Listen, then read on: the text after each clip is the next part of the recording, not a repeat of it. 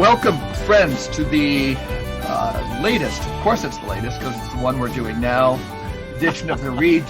Michael, it's pretty smart of me, isn't it? Of the Regeneration podcast. You laughed at that, but I was reflecting, I think, metaphysically on the truth. You're on your game is on, Mike. Your game is on.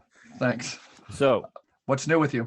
Well, it was a big week. My third oldest son was married this weekend. I saw wonderful pictures online. Yes, and to a Greek girl, and it was literally my big fat Greek wedding. It was, those Greek people like to dance, boy.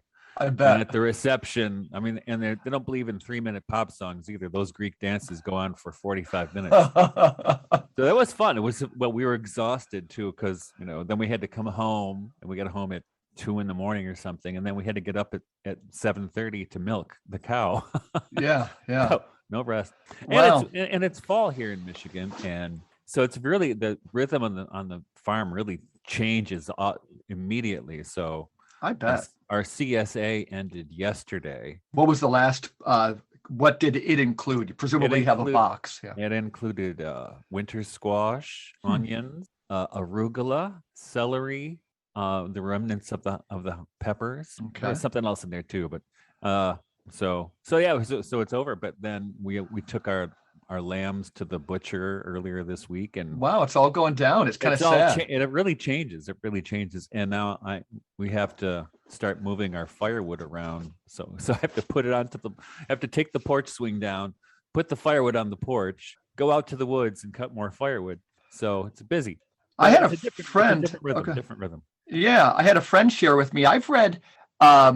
People know I love this John Cowper Powell so much, but I got to be honest, he might be my favorite prose stylist, but after that, it would be Hilaire Belloc, somebody we haven't talked about all that much, but somebody sent me an essay of his called The Autumn and the Fall of Leaves, Belloc's. I haven't read it yet, but these little essays of his, he was so polemical, but when he waxes on the seasons or on the sacraments, it's just beautiful, beautiful. But one thing about My Big Fat Greek Wedding, haven't seen it. Maybe the most famous movie I haven't seen, and I have no reluctance to see it. I want to see it.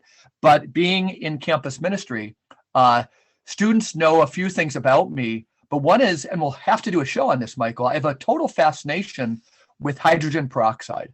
I have gallons of 35% hydrogen peroxide that I use with gardening all the time, whether it's acid rain or chemicals in our water. I think you could make a case that we get more... that we have less oxygen in our water than we used to. Another one would be, there's all these studies that say like Lourdes water and these healing waters are higher in oxygen. Anyhow, when people hear of my fascination with hydrogen peroxide, they say it plays the role of vinegar in My Big Fat Greek Wedding, and I just don't know what that role is. It's Windex in my. Oh, Windex, thank you. Yeah, and my counterpart, the bride's father, he is basically Zorba the Greek. He is, okay. Michael, my friend, come, we celebrate. So it's great. But anyway, great. Enough. Weddings are special. Yep. But they are special. It's good to see people embracing life, and the blessings in the Orthodox Church are about being fruitful and entering the world. So it's very, not all neurotic. I mean, it really, it's a Sothianic experience. Amen. It really Amen. is, this celebration of marriage, which brings us to our guest today. And I have a little history lesson here. So our guest today is Robert Powell, who is so many different things. Spiritual researcher, eurythmist, astrosopher. Do you prefer astrosopher or astrologer? Astrosopher. Astrosopher, yeah. And Robert holds a PhD in mathematics. Is that correct? Well, my PhD, I have an MSc, Master of Science, in statistics and probability theory. Okay. But my PhD is in history of astronomy, and it is actually focused on the history of the Zodiac. Wonderful. And I remember... Wild. I have it someplace. I was looking for it. I can't find it.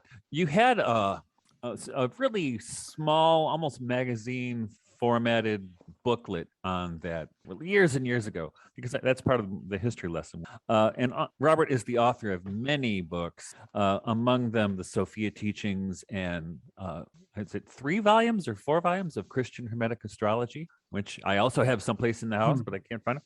But I did find this one you remember this one, Robert? Oh, the Most Holy Trinity. That's the one I read. That's the one. Yeah, I have it in my backpack. I've got a nicer copy.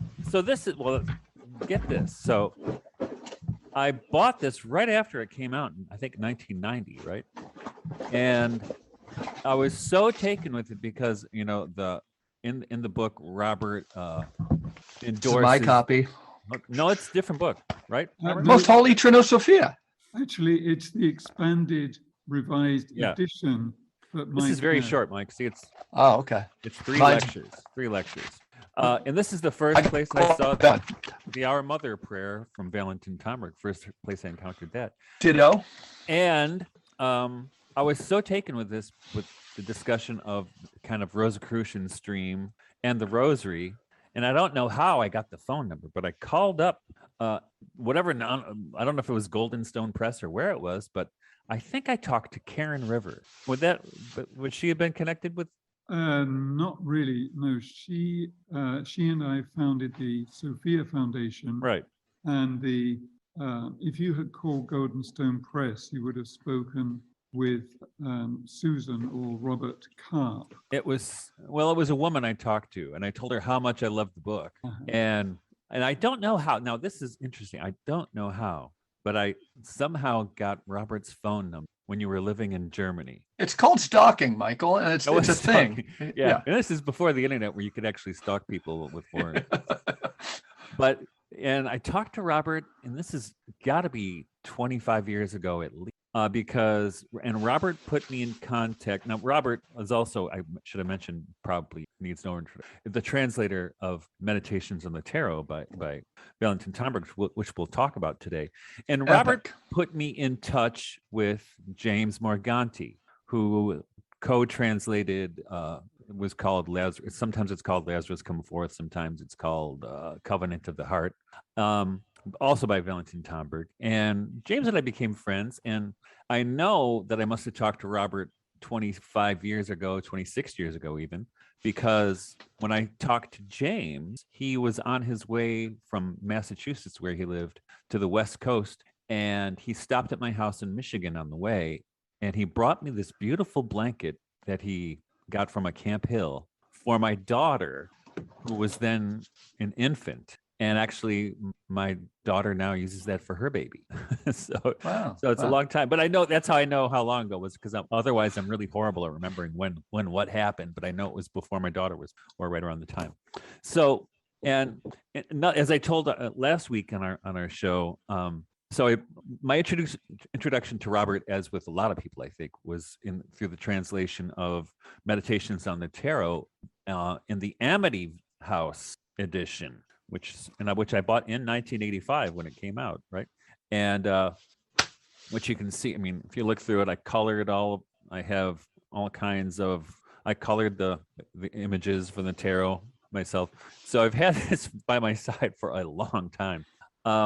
And around the same time, I don't know how I came into this. I stumbled upon some. I think they were a mimeograph. They were mimeograph chapters or letters from Meditations on the Tarot, which I suspect were Robert's original typewritten translations, I'm guessing, that were somehow photocopied or mimeographed. Remember those things with the blue ink or whatever that was? And I don't know what happened to those things either, but so I have this long history with Robert's work, which is, and also, as anybody can tell, has deeply informed my own work over these last years. I'm certain that the first time I read the word Sophiology was in the Most Holy Trinosophia. And I was about 27, 26 at the time. Oh, and there's one more thing I want to take from history. Remember this one? Shoreline. Never seen it, never heard of it. This was, and I love that. This is actually, I think this partially inspired Jesus the Imagination, because I don't know who everybody was involved with Shoreline, but was it only 2 or 3 issues, I think, or is that right, Robert? Yeah, there were maybe 4 issues. Maybe 4. And this was I guess it was 1986 or 87. And Robert's got an article in here, and there's some information on the first time I read any historical information is 1986 from from about Valentin Tomberg, and it was about the vision of Europe. Now, I meant to look it up. Was this prior to the founding of the European Union? Yes, it was. Yes. Yeah. And so I was kind of looking forward toward that. It was an interesting moment in history. And here, of course, Robert ran a chart on the vision of Europe right here. See? So anyway, so there's a lot of things we could talk about. And I think today we'll probably only be able to touch the surface. But I think for a good place to start would be to tell us a little bit about your background and what brought you to, I think you were at Dornoch when you received the manuscript of Meditations on the Tarot, correct me if I'm wrong, but give us some of your background leading up to that moment. Yes, well, it was in 1972 that I came across the work of Rudolf Steiner. This was in England. I think Robert just froze up a little bit. Yeah, looks like he might have touched his computer at the same time, In a moment, we can decide too whether we start again or. Okay. Yep. Even if this makes the final YouTube, our listeners should understand that editing in the middle of a YouTube video is really tricky. You have to download another software. Podcast stuff is really easy. He just dropped out. Yeah. Maybe we'll drop back in. Okay, so we'll start again in some way. I hear he's coming back. Do you think we should start again, Mike? No. Okay. There you are. So yeah. We lost you for a second there, Robert. But can you see me now? Yes. We can. Yep. Oh, okay. Good, because... And I thought technology was supposed to make our lives easier. Yes.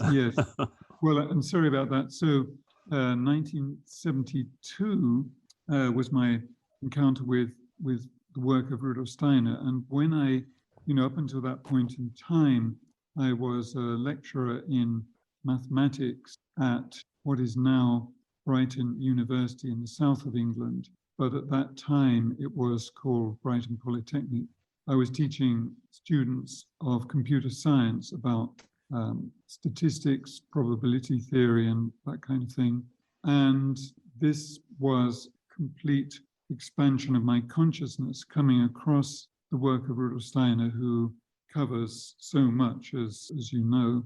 And then in the wake of this, somebody gave me a copy of Valentin Tomberg's studies of the Old Testament. That was in 1973.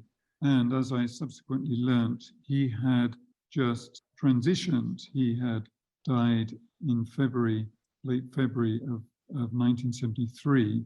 And the interesting thing is that Valentin Tomberg had lived and worked in the town of Reading, which is west of London. It's spelt Reading, but it's pronounced Reading. And there I was born in Reading in 1947. And not long after I was born was when Valentin Tomberg moved to Reading to work for the BBC, the British Broadcasting Corporation. And his work was to listen to broadcasts coming from Russia, also from Estonia, and to indicate the important points in those broadcasts relevant for MI5 or MI6 in England, for the FBI or the CIA in the United States. If we remember, it was the time of the Cold War. And so this was Valentin Tomberg's work. You have to imagine working in shifts and 8 hours a day. So he had to have suffered, I would imagine, listening to these endless radio broadcasts. But anyway, my point in mentioning this is that the town where I was born, he came to work. And so I felt an immediate connection with him.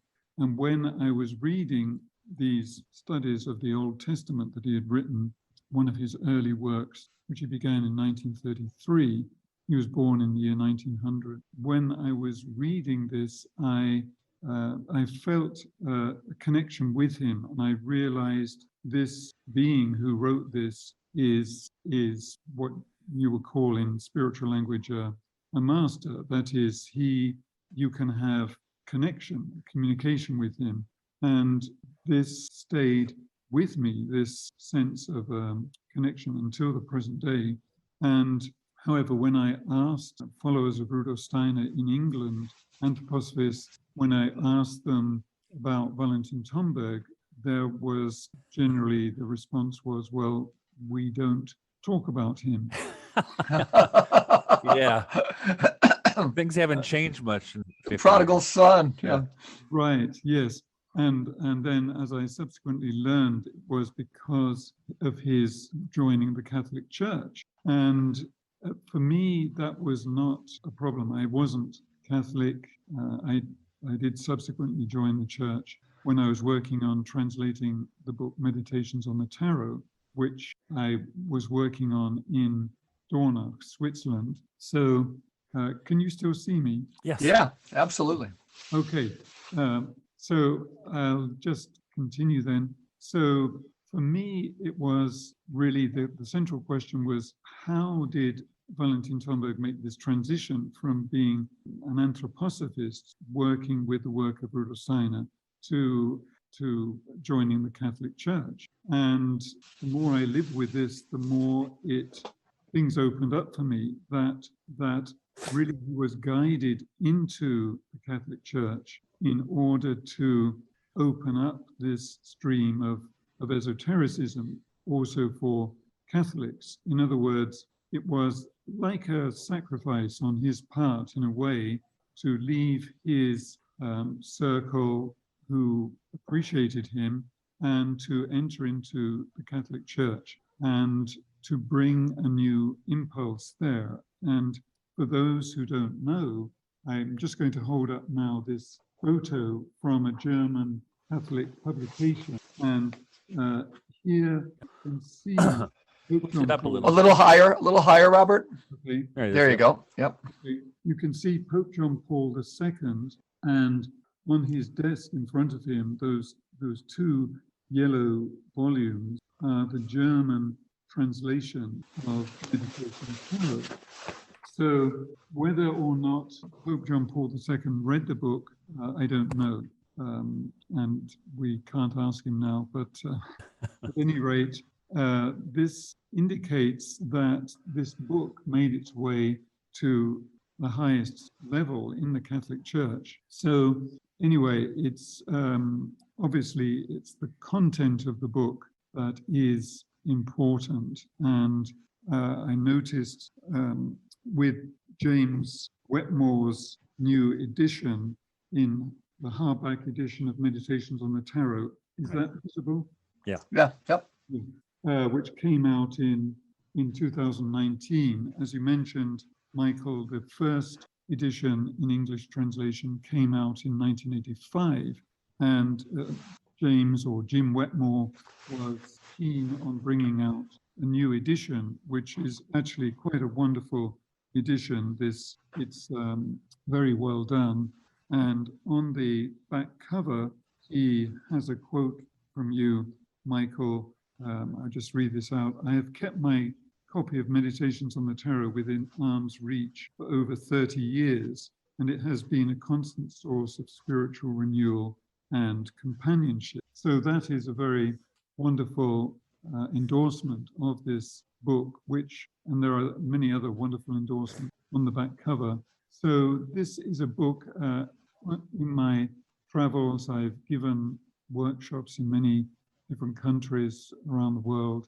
And when people that very often would come up to me and they would thank me for translating this book from the French. It was written by Valentin Tomberg in French language for various reasons, because there is a long tradition of tarot in France. And so many people I've met who would tell me that this work has really changed their lives. So it is an extraordinary work with an incredible depth that you can read over and over again. That's true. Now, can I ask you a question, Robert? Was the manuscript you were given in French, was it Valentin Tomberg's own manuscript, or was it a copy? It was a copy, actually.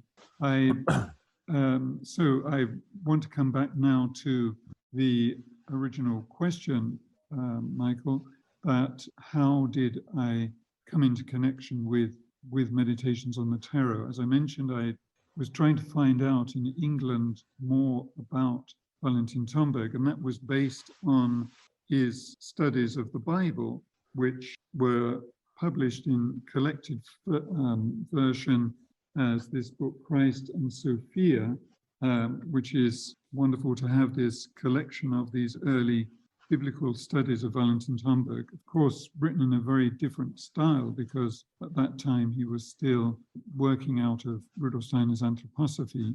But nevertheless, these are incredible works. And so this is what was occupying me initially in my interest in Valentin Tomberg. And then I did meet somebody in the Rudolf Steiner bookstore in London, in Museum Street, opposite the British Museum, where I used to study, working on my PhD thesis on the history of the Zodiac.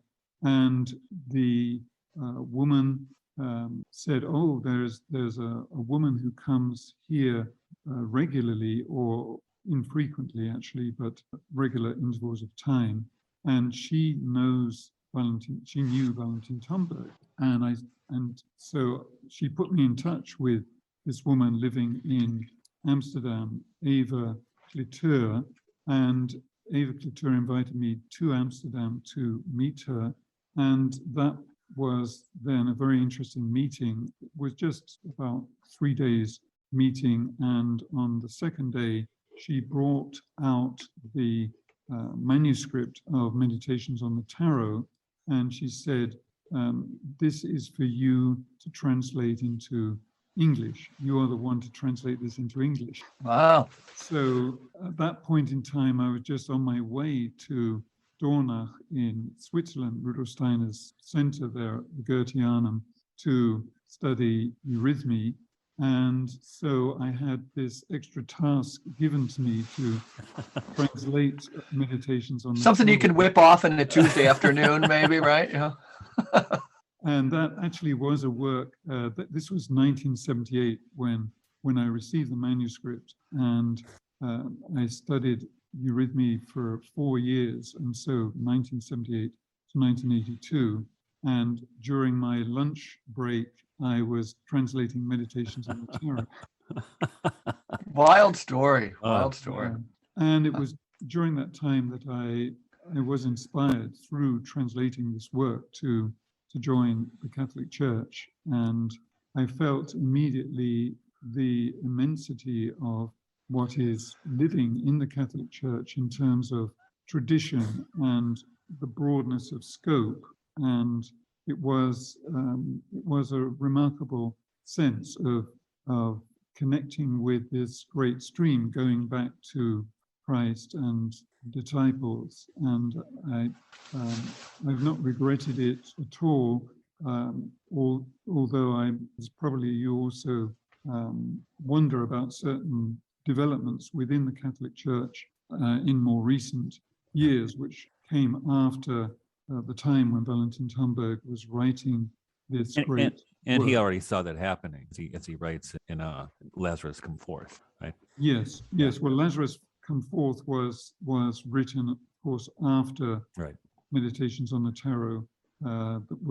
He completed the manuscript in 1967, and then before his death in 1973, wrote Lazarus Come Forth. As you say, yes, he does mention certain things, which, by the way, were left out of the German edition of that book, but made it into the English one. We're grateful for that. Well, I made sure that of that, Yeah. Together with James Morganti, we worked on that edition. So that's a fascinating story, and I had the same experience with reading your translation, where I had even though I was born in the Catholic Church, I had become estranged from the Catholic Church even after probably Catholic school did it to me. But I became estranged from the Catholic Church. But when I read this book at the age of 3, I started, I guess, 24. I was probably 24. It changed my perspective. It opened it up. It took me a few years before I returned, but right around the time I was reading this, I started praying the Rosary, and as Valentin Tomberg says in the Meditations in the Tarot, it's a secret weapon. You know, it's powerful, and that drew me back into the church. My wife, and by the time we came back in, we had 3 children, and so they all came in at the same time. They were all baptized in the same day. Oh, And of course, we added 6 more children after that. So wonderful. Now, I don't want to spend the whole time talking about this, but I remember the last time I spoke to you, which was about 10 years ago, we were talking about, as you alluded to already, the backlash among some anthroposophists against you in particular, and Valentin Tomberg. Mm-hmm. And I wonder, I could never made any sense to me. In fact, there was this book by Prokofiev, The Fall of Valentin Tomberg, in English, right? I read it. Yeah. And I remember there was remember the magazine Gnosis? Mm-hmm. They were funny. They had a great sense of humor, but they did a review of the book, and the title of the review was "Uh-oh, those darn Jesuits are at it again." So I wonder what you make of all this. And there was some poison poured out toward you and both Valentin Tomberg for a long time from a number of anthroposophists. Yes. Well, I think the problem is that with the work of Rudolf Steiner, it is an extraordinary, all-encompassing work. And for anyone encountering this, it is a breath of truth in a world of, unfortunately, increasingly lies and deception. And so what comes with it is a sense of allegiance to Rudolf Steiner. And this is something that he personally never wanted. He wanted everybody to explore as free thinkers his work and not be dogmatic about it. Right. And unfortunately, in the case of Sergei Prokofiev, who came from Russia and is actually the grandson of the composer Sergei Prokofiev, so he had special privileges in the Soviet Union, and he came to Europe, and he had already discovered anthroposophy, Rudolf Steiner's work, in Russia as an adolescent. And for him also, it was, surrounded by the doctrines of Soviet communism.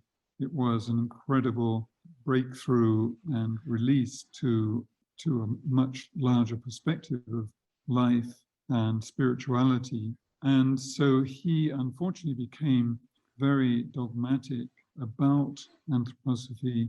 And so he regarded Valentin Tomberg as betraying anthroposophy, and he couldn't understand somebody like myself, who I still appreciate and work very much with the work of Rudolf Steiner, but also appreciate very much equally the work of Valentin Tomberg.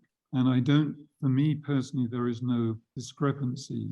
And so it is basically a case of dogmatism, and that is very unfortunate.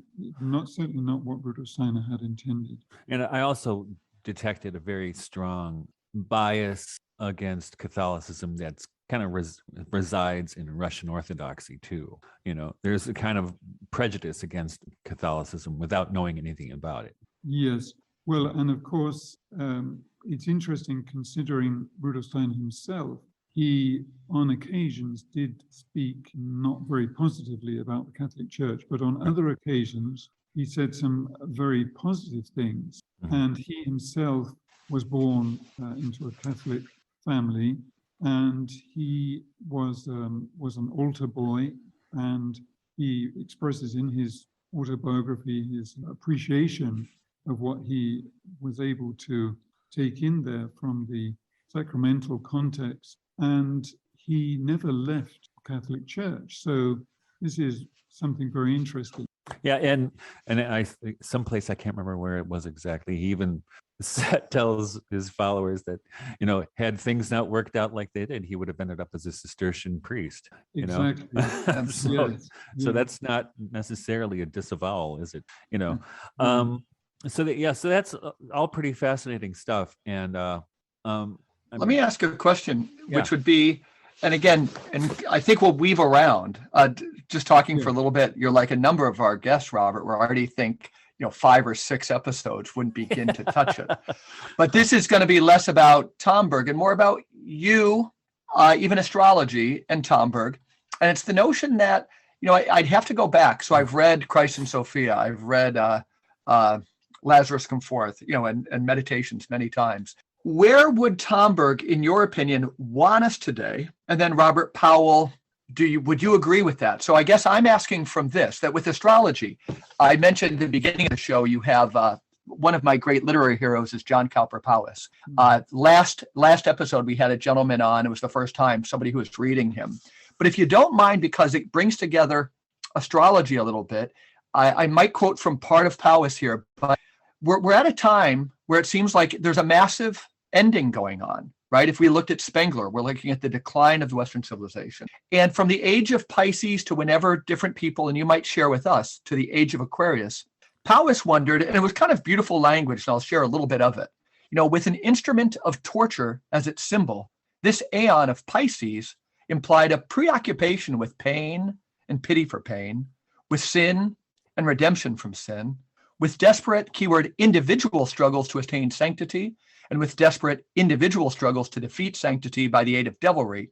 Its influence revealed itself in a passionate piety and savage perversity, in furious orthodoxy and frantic heresy.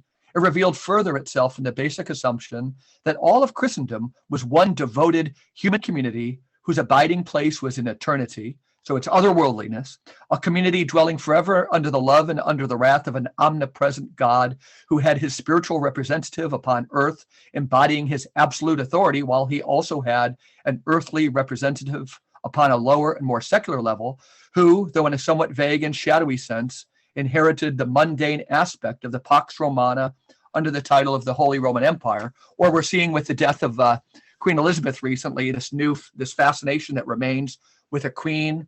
In the Catholic Church, we have all these different groups of people that call themselves post-liberals that are looking to Viktor Orban for a renewed. Let me simplify it here and say, are there other themes? Tomberg seemed to me to want to hearken back a little bit. And yet his own work, what he did was take the great tradition and in a beautiful sense, that's why we love him, make it all new. But this notion that bringing in astrology and a change of eons, is it possible to you, Robert, that we need to mine up different themes than like power coming from above? I love this image of things from below that are not of the devil. That's a touchstone for me. So I've given you a lot there, but like this notion, did Tomberg's want to go backward? Where do you think we are, if that makes any sense? Yes. Well, I don't think he wanted to go backward, really. He was certainly endeavoring to awaken respect and appreciation for tradition, because that is the foundation, as he says in the first chapter of Meditations on the Tarot. There is the Hermetic axiom from ancient Egyptian Hermeticism, going back to Hermes or Hermes Trismegistus, as above, so below. And that is very much intrinsic to all astrology. But there he expands on that. He says there is also, as in the past, so in the future, that there are these cycles of time. And that certainly has to do with these zodiacal ages. Now, I've obviously occupied myself with this a great deal. And in my book, History of the Zodiac, this was a very long, prolonged research work from 1974 until the year 2004, when I handed in my thesis at the Polish Academy of Sciences in Warsaw, in the department on the history of science. This was in Poland. Nicholas Copernicus was looking over you. That's right, yes. In fact, outside of the Polish Academy of Sciences, there is an enormous statue of Copernicus, and he's course, one of the great heroes for the Polish people. Absolutely. Another being Frederick Chopin, Hmm. and the third being Pope John Paul II. Right, right. Yeah. So at the, I could tell when I was there in 2004 to defend my thesis on the history of the zodiac that there were about 7 Polish professors there, and they were wondering, what is this guy from England doing here, having written his thesis in English? And, but then I was able to explain that, in fact, Copernicus, in the way he referred to the zodiac, he did so in a way parallel to what I had discovered in my thesis, in a way similar to that of the Babylonians. And in my thesis, I basically came to the original zodiac defined by the Babylonians, who gave the first scientific definition of the zodiac, and that was related to certain stars. And that's exactly the same principle that Copernicus used. So based on that, I was able to determine the exact dates of the zodiacal ages. We are still in the age of Pisces. Yeah. Because the zodiacal ages are determined by the location of the vernal point, which is the location of the sun on the day of the spring equinox. And that location, then we can very precisely determine is now round about 5 degrees of Pisces, according to the Babylonian way of looking at things. And it will enter, because the vernal point moves backwards through the phenomenon of what is known as the precession of the equinoxes, it will enter into Aquarius in the year 2375. So there's still around 300 years to go, 360 years, slightly less, to go before the start of the age of Aquarius. But nevertheless, one can speak of a gradual transition. And I think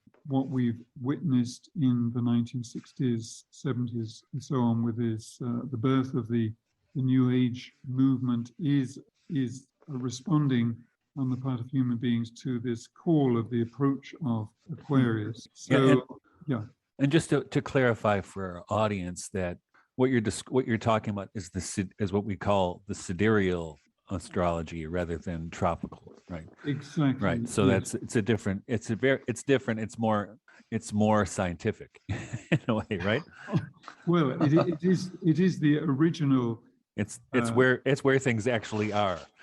Yes, yes, where things actually are. So just to give an example, so the Babylonians were stargazers. They looked up at the stars and they distinguished what they called the moving stars. The Greek word planet actually is a translation from the Babylonian and means moving star. And so this they distinguish from the background of the fixed stars, which are the stars we see when we look up at the constellations of the zodiac. And so for example, right now, you can see when you look up in the morning, early morning, while it's still dark, you can see Mars having just left the constellation of Taurus. And so it's just past the horns of the bull, has just entered the constellation of Gemini.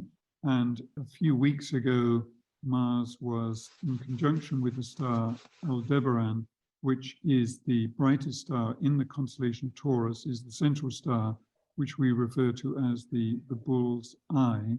And for the Babylonians, the bull's eye marks 15 degrees of the sign of Taurus. So for them, if they saw then Mars in conjunction with Aldebaran, they would record Mars is at 15 degrees of Taurus. So this is how, through their stargazing, they were able to locate the positions of the planets. Now, just that is what, as you referred to, the sidereal zodiac, sidereal meaning of the stars. It's the zodiac based on the stars. whereas modern Western astrology, by and large, is based on what is referred to as the tropical zodiac, which is the location of the vernal point on the day of the spring equinox as the starting point, 0 degrees of Aries. But if you consider the zodiacal ages, so by definition, or in the tropical zodiac, the vernal point is always at 0 degrees of Aries.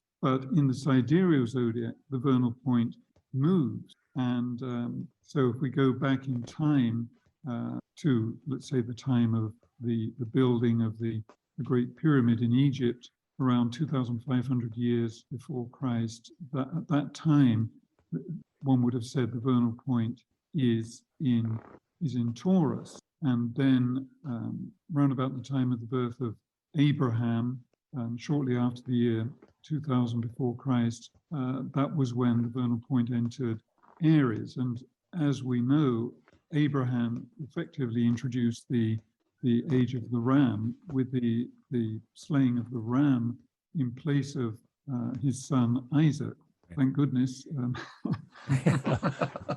Thank goodness is right. For Isaac in particular, yeah. Yeah. Yes, yes. And so we associate Abraham with the start of the age of Aries. And near the end of the age of Aries, of course, this whole age of Aries was preparing in terms of the genealogy of the children of Israel, was preparing for the coming of the Messiah, who is referred to then in the book of Revelation and also by John the Baptist as the Lamb. Behold, the Lamb of God. This is we could say, the higher aspect of Aries, going from the ram to the lamb. Yeah, interesting. No, interesting. I just have to point this out. This is from your book, The Most Holy Trinisophia, the 3-lecture version. And you have a note that says, these lectures were held at a conference dedicated to attaining a deeper understanding of the second coming of Christ. They were held 2 times 33 years after Rudolf Steiner had lectured at Penwyn, North Wales in August of 1923. And I just have to point out, this is actually 33 years after that. And believe it or not, I was in Wales at the time you deliver those lectures, but I had no idea you were delivering them, because the only time I've been in Wales. So speaking of astrology, and I wonder if you could connect this to world events. I mean, we live in very strange times. And one thing I've been paying attention to is the square between Saturn and Uranus, which we just happened earlier this month, or right now even. And I think it was, when was it, back in the winter or the last fall, the first time of the square. And it seems to me those were very powerful movements. And of course, for me, it was particularly very powerful because it was Saturn was directly on my second Saturn return. So that was, and which is also squared to my sun, almost an exact square. So that has been a fun year. It's been a fun year. But I wonder if you could comment about that in relationship to world events. Yes. Well, I've given a series of podcasts, actually up to 110 now podcasts, which began around the time of the solstice in the year 2020, December the 21st. And this was the point in time, of course, with the vaccine rollout, just 2 weeks before, 10 days before, which was on the 11th of December 2020, was when Pfizer was given emergency authorization by the FDA to bring out its anti-coronavirus vaccine. And then a week later, December the 18th, 2020, was when emergency authorization was given also to Moderna. And then it was a little after that Johnson & Johnson got their authorization. So we see, and the special thing about this is that looking up the stars at that time, there was the conjunction of Jupiter and Saturn. So this happens once every 20 years. And so there was the conjunction of Jupiter and Saturn on the day of the solstice, December the 21st in the year 2020. And it's around this time that you could see Jupiter and Saturn together in the heavens, that this vaccination program began, with the drive really for everyone to receive this, and which is a strange thing when you consider that it had not really been properly tested. And anyway, that will be a huge theme. I realized early on that something strange was going on when a very good friend of mine received the Pfizer vaccine and died. And that was really that set me on this path, giving these podcasts to explore this, what underlies this, and trying to find a spiritual understanding of everything. And as you say, these are very strange times. And I don't know if you want me to go into that at all, or basically just to come back to the conjunction of Jupiter and Saturn was in the constellation of Capricorn at the solstice in the year 2020, where we see the start of this on this level. Of course, it had already started a little bit before in 2019 in China with the outbreak of the coronavirus itself and various circumstances connected with that. And so coming back to this 20-year rhythm, this is something that was known in antiquity. And in fact, as I've written in my book, Christian Hermetic Astrology, it was in the year 7 before Christ, there was a triple conjunction of Jupiter and Saturn. That means it took place 3 times during that year. And around the first time, which was in June of that year, 7 before Christ, which is associated with what we refer to as the star of the Magi, that they were awakened to the coming of the Messiah through this conjunction of Jupiter and Saturn in Pisces in the year 7 before Christ. That was the time of the conception. The birth took place later, and I'm greatly oversimplifying a very complicated theme, which I've gone into in my book, Chronicle of the Living Christ. And this was a 10-year research project. And in that book, I found then through the visions of the mystic Catholic nun Anne Catherine Emmerich, I found the key that enabled me to date the events in the life of Christ with absolute certainty. This may sound like an extraordinary statement, but as we're all about extraordinary statements. Yeah, we don't make any statements that aren't extraordinary, right?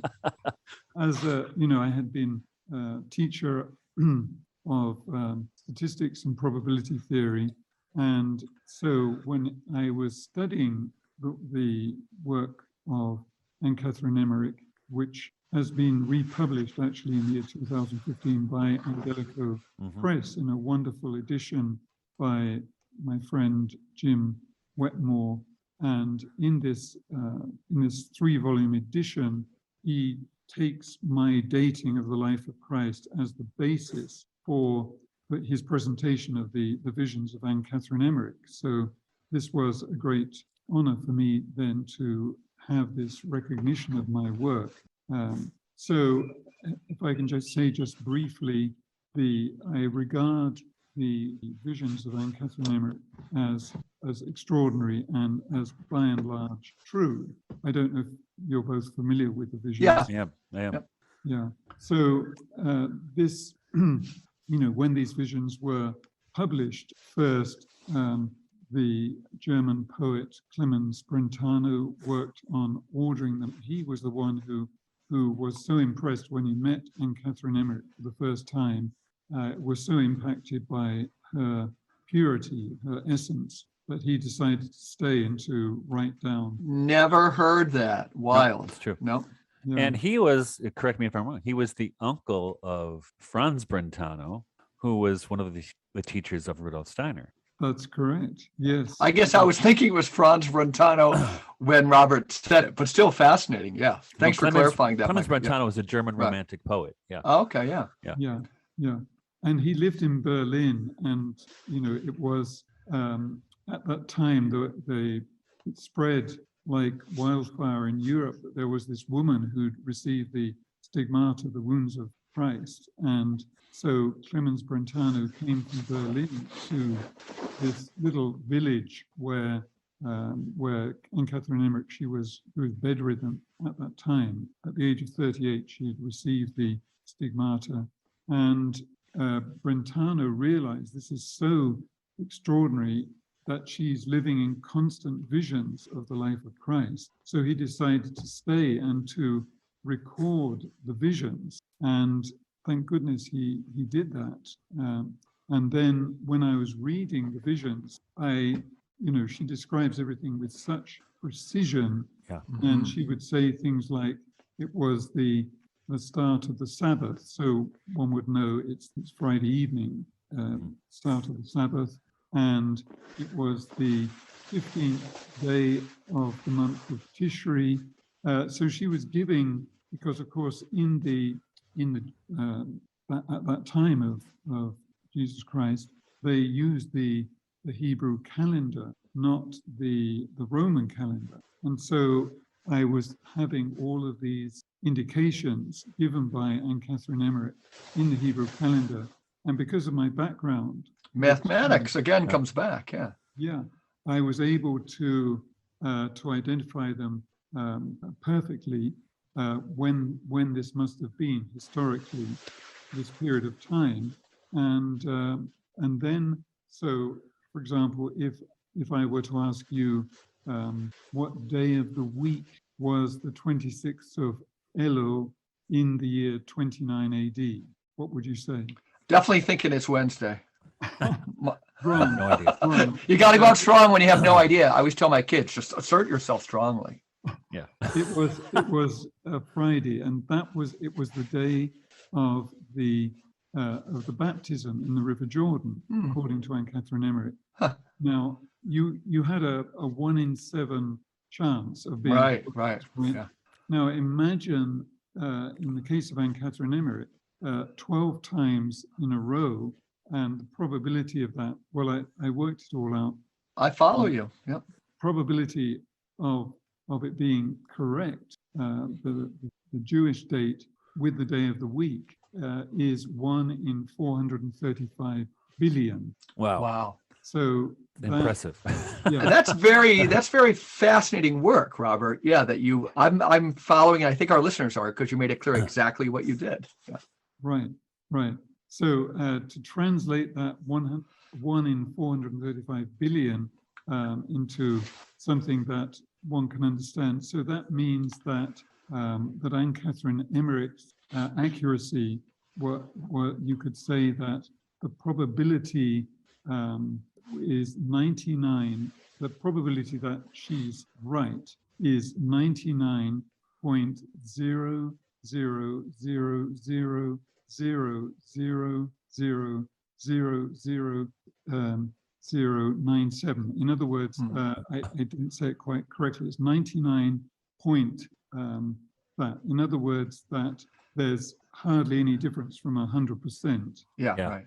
Yeah. So so that's why I'm able to say with absolute certainty the dates in the life of Christ. And that was very important for me because I was interested in the Star of the Magi and other events, whether there's some cosmic correspondence, and found then, yes, there are very definite cosmic correspondences in the life of Christ with events in the heavens. So this was something actually pointed out also by Rudolf Steiner, that he said that, and this was of course the point of departure for me, he said that the miracles in the life of Christ were undertaken at special cosmic moments in time.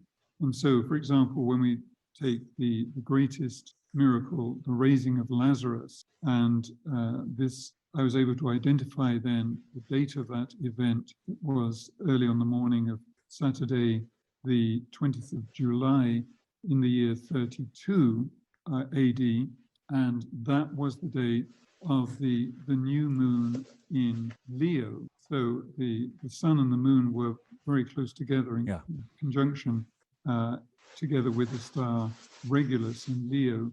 And of course, if one were able to see that, you can't really see the new moon, but it would be quite a spectacular sight in the night sky. And Regulus is the heart of the lion, correct? Right. Regulus is the heart of the lion. Right. And so then it's only with this background one can understand then why did Jesus wait so many days? He was on the other side. He was teaching in the vicinity of Samaria, and Lazarus was living at his castle in Bethany near Jerusalem. And the messengers came to him, were sent by Lazarus' sisters, Martha and Mary Magdalene, that their brother was dying. Could he come? And he said, yes, he would come. And then he continued teaching. And so it was only several days later that he arrived, by which time Lazarus had already died. Do you think, Robert, this gets to definitely not to bring it back to Tomberg, but Tomberg does write profoundly in Meditations in the Tarot on how kind of miracles work, right? And in the raising of Lazarus. Give our listeners kind of a visceral sense of what might have transpired. Is Jesus using the force of what was going on? What's the language you use if you were talking to somebody at a bar to say like how the Zodiac helped, just worked with? I'd be interested in what you have to say about that. Yeah, well, it's not easy because within the Christian tradition, there's not, apart from the Star of the Magi, which was my starting point, there's not really much openness for astrology, for anything of an astrological nature. And so, I've been invited often to speak at workshops, seminars of astrologers, but of course, they don't really want to hear what I have to say because if I just give an example, I was invited once to give a talk in Brussels at an astrological convention there. I carefully prepared my talk in French and spoke about this discovery with the original Babylonian zodiac and the sidereal zodiac, whereas the tropical zodiac came in only later. And then the person speaking after me was a French professor of theology, interestingly, and he came up on the stage, and he was a very powerfully built, not tall but strong-looking guy, and sits down at the table, and then he announced to the meeting. He said, "We have our beautiful astrology, and here comes Robert Powell, turning it all upside down." He said, "Just imagine," he said, pounding his fist on the table, "just imagine, I, a Gemini, I'm supposed to be a Taurus," he said, banging on the table. Just like a Taurus, yeah. To an outsider here, let me ask one quick question. Is this, is the reference to the sidereal zodiac, is that you stake a claim there and that upsets a lot of people? Is 95% of astrology done according to the tropical and you're a real outlier, or what are the percentages and how much of an outlier does that make you? Because I guess I could feel if somebody told me I wasn't a Libra, I'd say like, up yours, buddy. I don't know. I know I'm an air sign, so there'll be, I know that. Go ahead. Well, yes. What's the lay of the land in the field of astrology, just very briefly for our listeners on the sidereal versus the tropical? Well, so I have to backtrack a little bit, but just imagine you are a professional astrologer, and let's say you have somebody coming to you periodically, every few months for a period of 10 years. And then imagine you discover the sidereal zodiac, and would you have the courage to say to that person who's been paying you? Yeah, right. Would you have the courage to say to them, well, these past 10 years I've been saying that you're Aquarius, but actually you're Capricorn, To bring it down to earth, though, like if somebody was watching, if they were on YouTube looking for their favorite astrologer, they might choose one by temperament.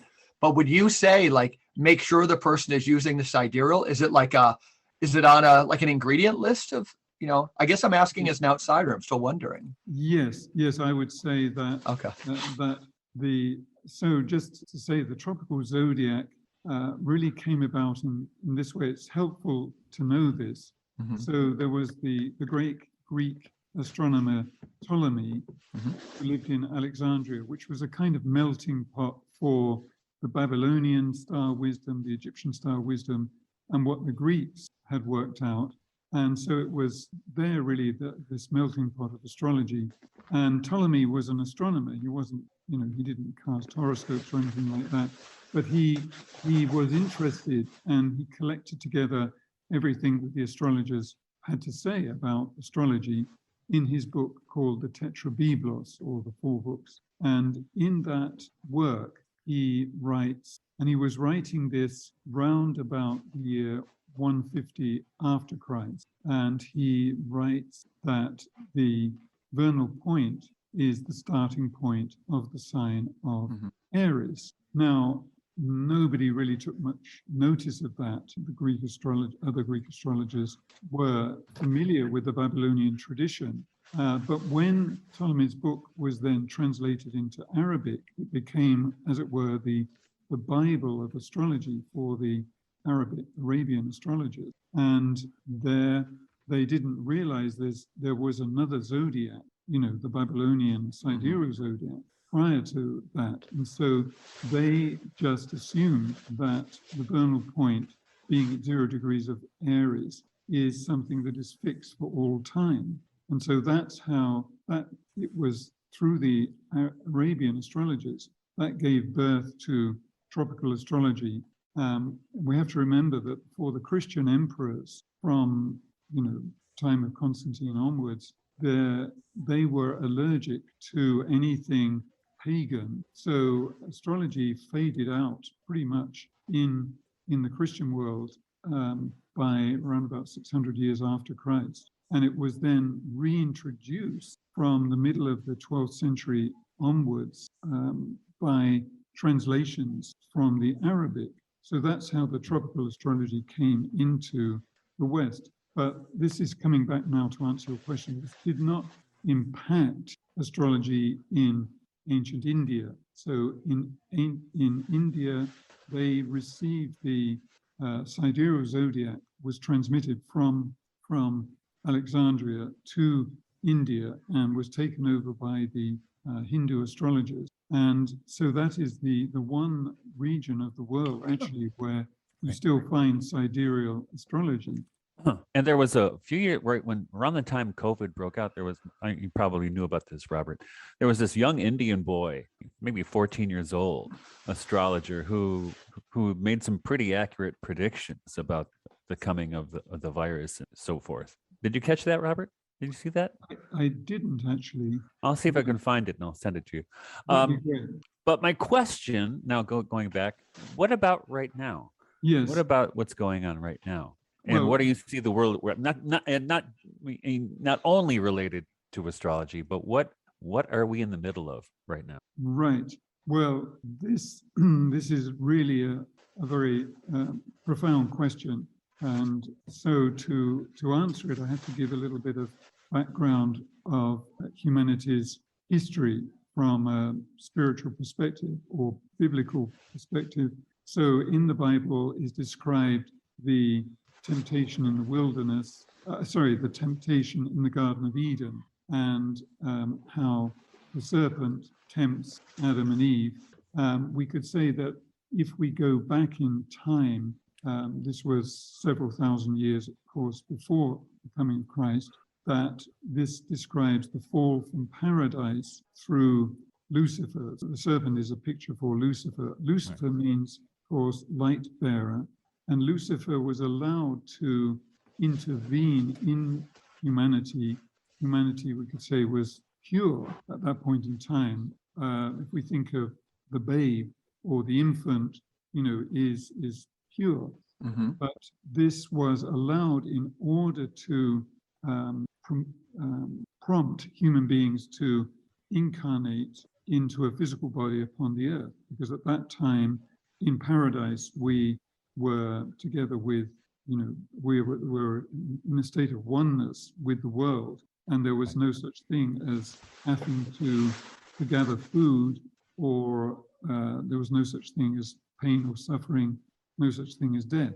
That all came with the incarnation upon the earth.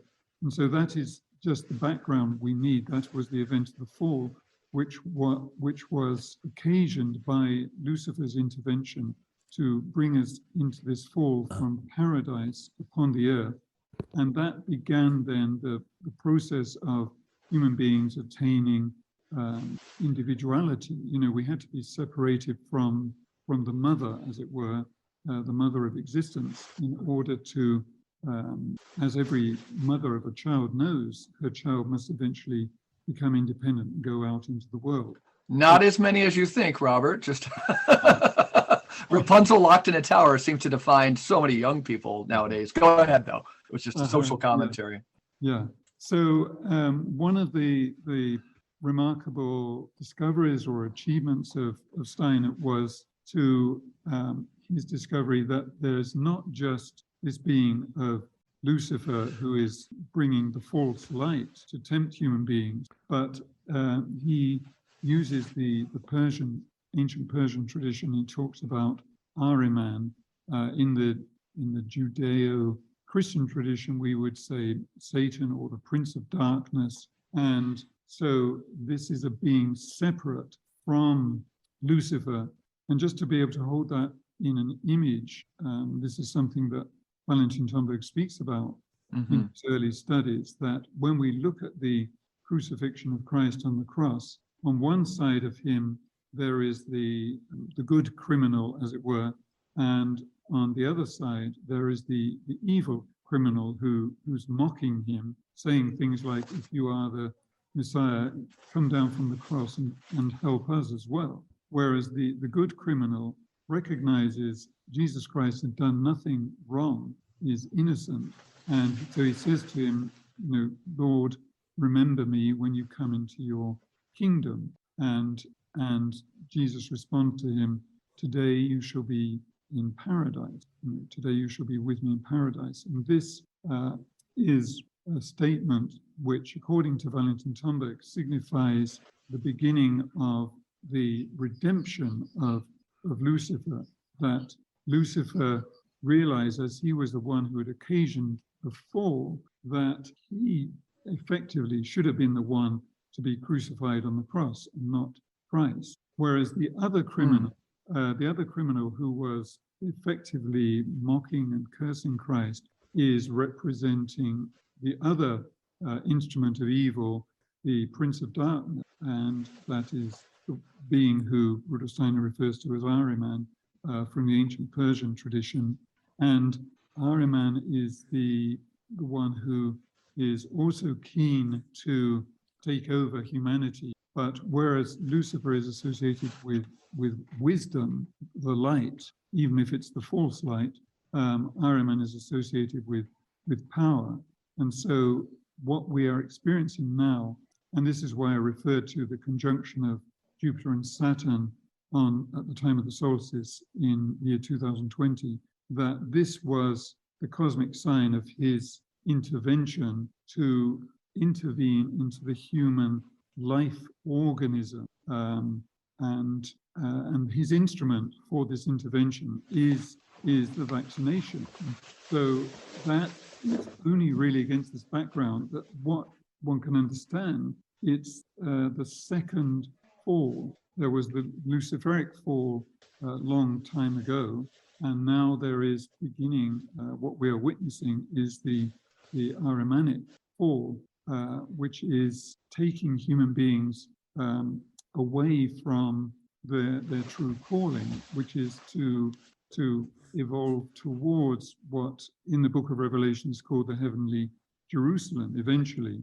Now, the amazing thing is Steiner prophesied this event with the coming of the vaccines in year 1917, in October 1917, in his lectures on the fall of the spirits of darkness. He describes how the archangel Michael cast down these dark spirits that he called Ahrimanic spirits, we would say satanic spirits, cast them down. And he said that they will try to take over human beings in the future. He doesn't say when, of course, but that is what we're witnessing now. He said that they will inspire, they will take possession of certain human beings and will inspire the development of a new kind of vaccine that separates the human being on the physical and life level from the soul and spiritual level. And that is exactly the purpose of these vaccines. And that is what the Prince of Darkness wants. He doesn't want us to awaken on the soul spiritual level. So it's very, very remarkable to find ourselves now in this situation, which just over 100 years previously, Steiner had prophesied was coming. Wow, totally cohesive account. Very quick. Go ahead, Michael. Yeah. Well, I'm just thinking in the Book of Revelation. So what comes after that in the Book of Revelation is Sophia. Well, yeah. Is Sophia. Right. Yeah. So that is Sophia is the one who will set things right.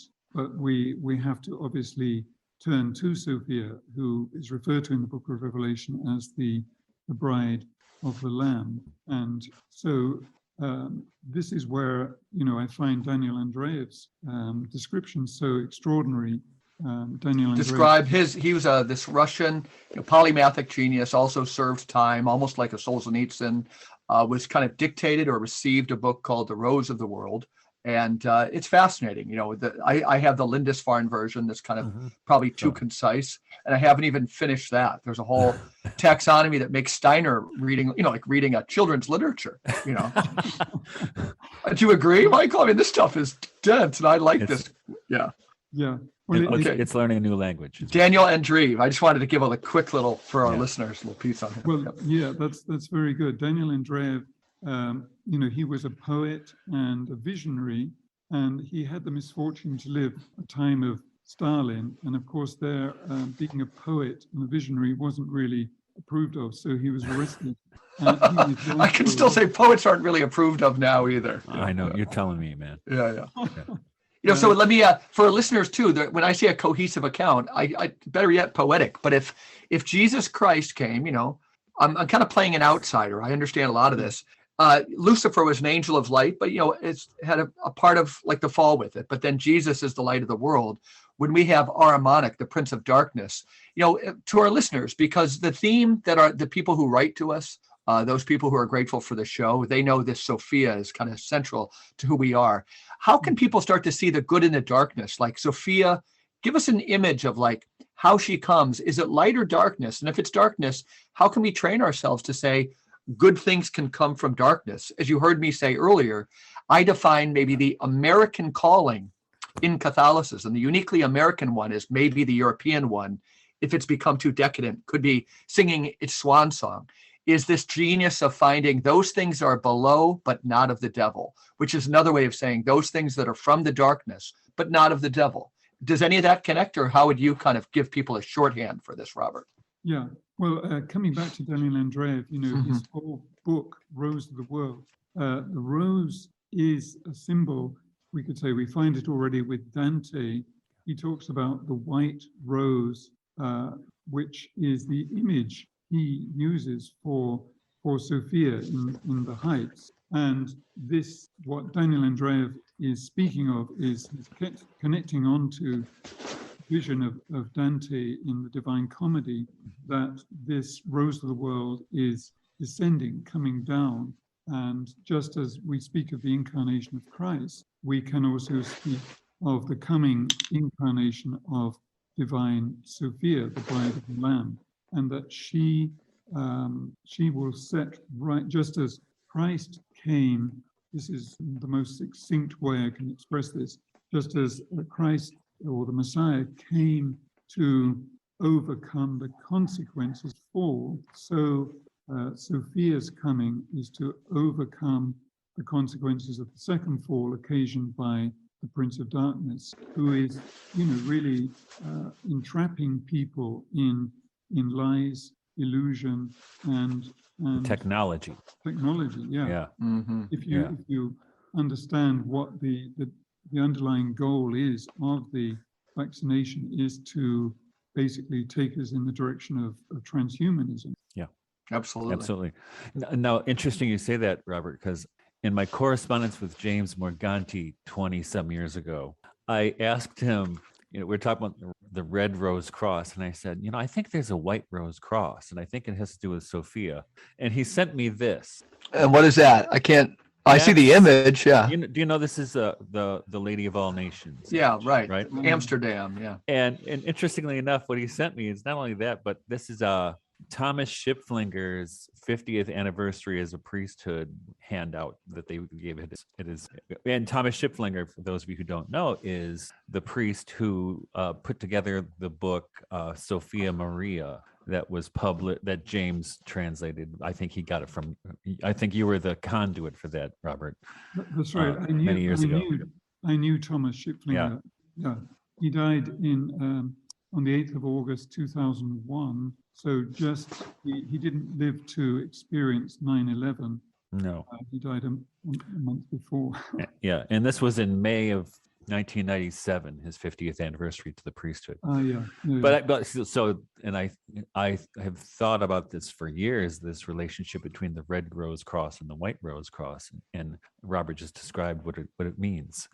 And I'm trying to think of the relationship between, say, the descent of Andreev and Dante versus the almost like how we began the Our Mother prayer of Tomberg. Our Mother who art in the darkness of the underworld, forgive us this. And you get this sense of almost Michael and I in some of our correspondence, or maybe the way we talk, some of the images of the Sophia that resonate with us and are certainly there in Western culture is this idea of awakening, Sleeping Beauty, and arising and matter becoming alive, and these are the things I'm left kind of like, I love it when things kind of are all set up in the air and I can kind of revisit them all with fresh eyes. Mm-hmm. Right. Yeah. So just to summarize, there was the first fall occasioned by Lucifer, which set us on this path, and Christ came to show us the way into the future.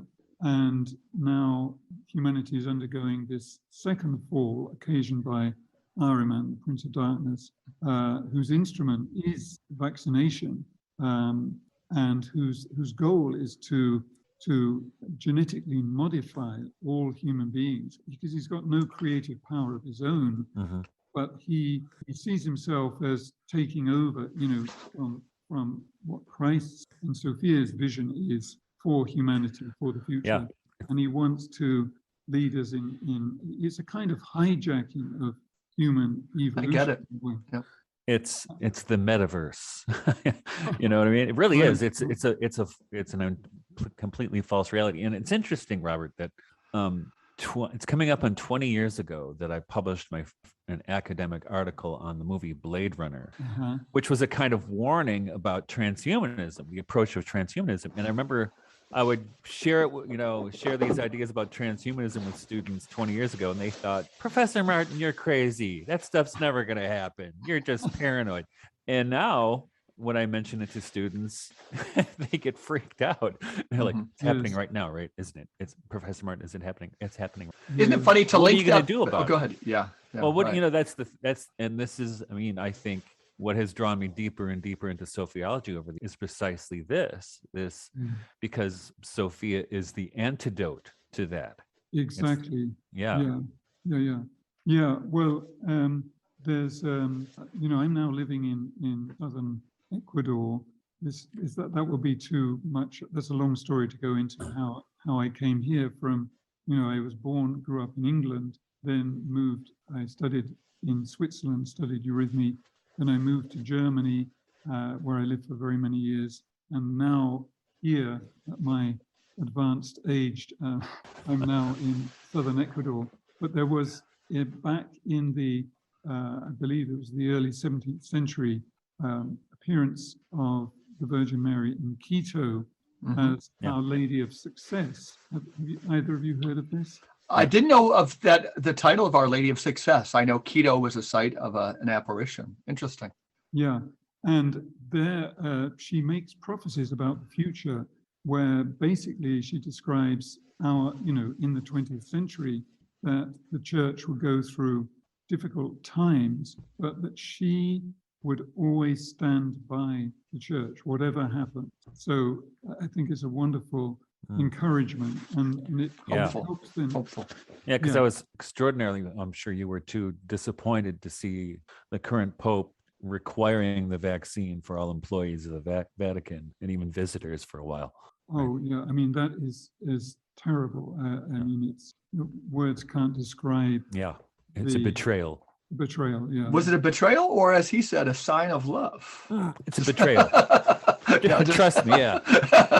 I wrote about it. I'll stick my neck out about this one. No, I can be dated writing an article about that as a betrayal within a week of him saying it. I thought, oh my God, why do you have to thwap this language onto it? You know, it's adding insult to injury. Yeah.